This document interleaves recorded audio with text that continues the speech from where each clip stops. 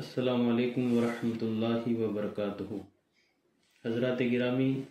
جیسا کہ ہم اور آپ جانتے ہیں کہ یہ مبارک مہینہ پیران پیر روشن ضمیر سیدنا غوث اعظم رضی اللہ تعالی عنہ کے نام سے منسوب ہے۔ اس مبارک مہینے کے اندر آپ کے چاہنے والے، آپ کے ماننے والے آپ کے نام کی نظر و نیاز کرتے ہیں، آپ کے نام کے جلسوں کا اور محفلوں کا انعقاد ہوتا ہے۔ حضرات گرامی، ہر سال ہم غوث اعظم رضی اللہ تعالی عنہ کی کرامتیں سنتے ہیں، آپ کی شان علماء کرام بیان کرتے ہیں، ہم سماعت کرتے ہیں، لیکن دور حاضر کے اندر ضرورت ہمیں یہ ہے کہ ہم غوث اعظم رضی اللہ تعالی عنہ کی سیرت پاک سے کچھ ایسی باتیں سیکھیں اور انہیں جان کر اپنی زندگی میں عمل میں لانے کی کوشش کریں۔ سب سے پہلے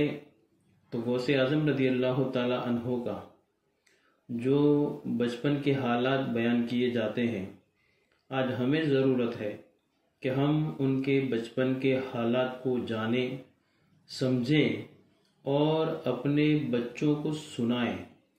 تاکہ ان کی جو عادتیں ہیں، ان کا جو بچپن ہے، ہماری اولاد انہیں جانیں اور اپنی زندگی میں عمل میں لانے کی کوشش کریں۔ اس لیے کہ دور حاضر کے جو حالات ہیں وہ کسی سے چھپے نہیں ہیں، اور دور حاضر کے اندر ہمارے لیے بہت ہی لازم اور ضروری ہے کہ بزرگان دین کے فضائل و مناقب کے ساتھ ساتھ ہمیں ان کی سیرت پر بھی عمل کرنا ہے۔ غوث اعظم کی فضیلتیں بہت ہے، کرامتیں بھی بہت ہے، اور آپ کے نام کی بہت ساری محافل بھی ہوتی ہے، لیکن ہمارے لیے ضروری کیا ہے کہ ان کی زندگی اور ان کی سیرت سے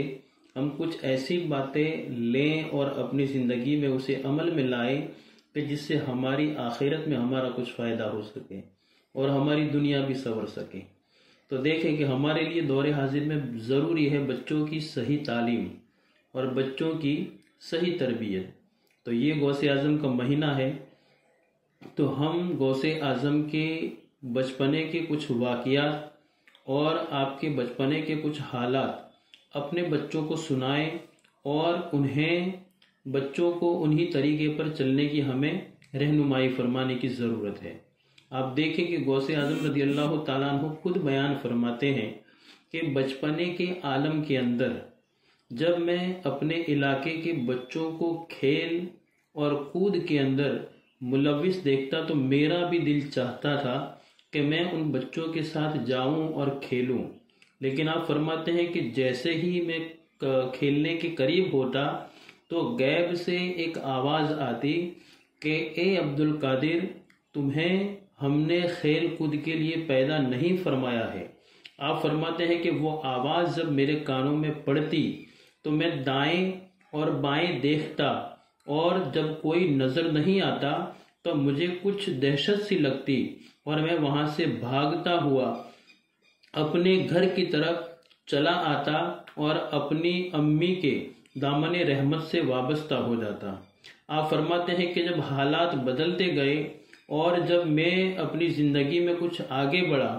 تو کبھی کبھار جب سونے کو من چاہتا اور میں سونے کے لیے لیٹتا تو وہی آواز جو پہلے بچپنے میں سنتا تھا میں اپنی جوانی میں بھی سننے لگا، اور میں نے سنا کہ جب میں سونے کے قریب ہوتا تو ایک آواز آتی اور وہ آواز کہتی کہ ہم نے تمہیں سونے کے لیے پیدا نہیں فرمایا ہے۔ تو اس آواز کو سن کر میں سونے سے بری ہو جاتا اور دین کے کام کے اندر ملوث ہو جاتا، یعنی اللہ تبارک و تعالیٰ کے احکام کی پابندی کرتا اور دین اسلام کی جو تعلیم ہے اسے حاصل کرتا۔ تو دور حاضر کے اندر ہمارے لیے بھی لازمی اور ضروری ہے کہ ہم غوث اعظم کے بچپنے کے ان واقعات سے اور ان باتوں سے سمجھیں کہ جب ہمارے بھی چھوٹے بچے ہوں تو ان کی تعلیم اور ان کی تربیت ہم اس انداز سے کریں۔ آپ دیکھیں کہ دور حاضر میں کیا ہوتا ہے کہ ہم اپنے بچوں کی تربیت اور ان کی تعلیم کس انداز سے کرتے ہیں کہ آج کے دور کے اندر تو یہ پایا جاتا ہے کہ ان کے پاس جو کھلونے ہوتے ہیں وہ بھی بالکل ماڈرن ہوتے ہیں کہ جس کے اندر دنیاوی حالات اور میوزک وغیرہ ملوث ہوتا ہے۔ آپ یاد رکھیں کہ بچوں کی تعلیم کے حوالے سے حکیم الامت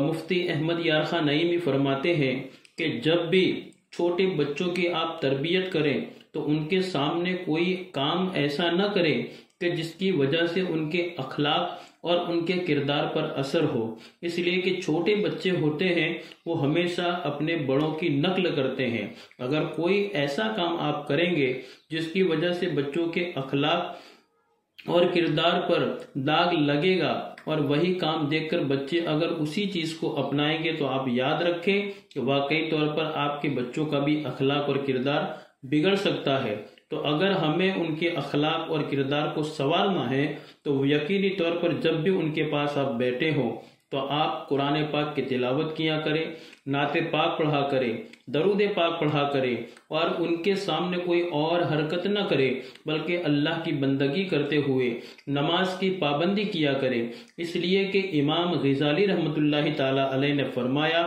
کہ بچے اگرچہ چھوٹے ہوتے ہیں ان میں بولنے کی طاقت نہیں ہوتی ہے، لیکن جب وہ اپنی آنکھوں سے دیکھتے ہیں اپنے ماں باپ کی یہ کام تو وہی عادتیں ان کے اندر منتقل ہو جاتی ہے۔ تو اگر بڑے ہو کر ہم اپنے بچوں کو نیک بنانا چاہتے ہیں تو بچپن ہی سے نیک تعلیم کی ہمیں ان کو راہ دکھانی ہوگی۔ اگر وہ اس راہ پر چلیں گے اور ان باتوں کو سیکھیں گے اور عمل پیرا ہوں گے تو واقعی بڑے ہو کر ہمیں انہیں کسی اور کے پاس بھیجنے کی ضرورت نہیں پڑے گی۔ تو اس کے لیے ضروری ہے گھر کا ماحول اسلامی ہونا۔ جب گھر کا ماحول اسلامی ہوگا تو واقعی طور پر بچے بھی اسلامی ماحول میں پرورش پا کر نیک اور صالح بنتے ہوئے نظر آئیں گے۔ دعا کرتے ہیں اللہ کی بارگاہ میں کہ اللہ تبارک و تعالی ہم سبوں کو غوث اعظم رضی اللہ تعالیٰ عنہ کے فیضان سے مالا مال فرمائے اور ہم سبوں کو صحیح معنوں میں اپنے بچوں کی اسلام کی حدود میں رہ کر ان کے تعلیم و تربیت کرنے کی توفیق عطا فرمائے۔ السلام علیکم ورحمۃ اللہ وبرکاتہ۔